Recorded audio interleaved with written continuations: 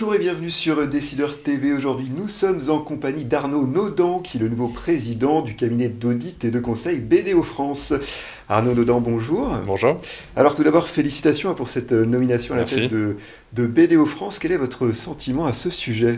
Très heureux, très honoré d'être à la tête du représentant français du 5e réseau mondial d'audit et de conseil. Très confiant dans l'avenir. On arrive en sortie de crise et on pense qu'on est très bien positionné pour accompagner nos clients face à ces nouveaux enjeux. Et puis plein d'ambition pour le groupe, une volonté de croissance qui est très forte. Alors, pouvez-vous nous décrire votre parcours ? Alors, j'ai débuté ma carrière chez PwC au Luxembourg, à New York, puis à Paris, avant de rejoindre BDO en 2013. Chez BDO, j'ai développé dans un premier temps les activités du groupe sur le secteur bancaire. Puis j'ai pris la présidence de BDO à Paris, donc le site de Paris qui reprend 300 collaborateurs du groupe, jusqu'à donc être nommé président du directoire au 1er janvier 2021. Et donc à ce titre-là, je suis au bord de BDO International. Alors vous arrivez à la tête de BDO France dans un contexte particulièrement compliqué avec cette crise économique liée au coronavirus. Comment se positionne BDO France par rapport à cette crise ? De la même façon qu'on l'a fait de par le passé, vraiment en investissant sur ceux qui créent l'économie française.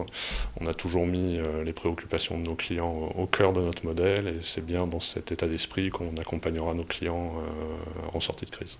Alors au-delà de la crise, quelle est votre vision pour BDO France ?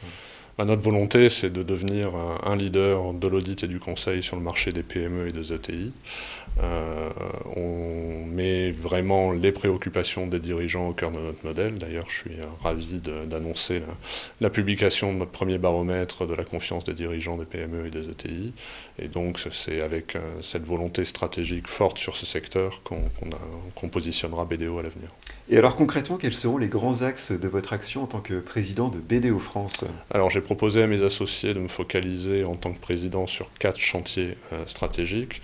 Le premier, la marque BDO sur le marché français. Travailler sur la communication. Exactement, on va investir massivement sur notre notoriété, être beaucoup plus présent et réellement participer et faire rayonner BDO sur le marché français. Le deuxième, donc, c'est un projet de transformation de notre organisation interne, chercher de l'efficacité, être capable d'être plus innovant et plus attractif pour nos clients.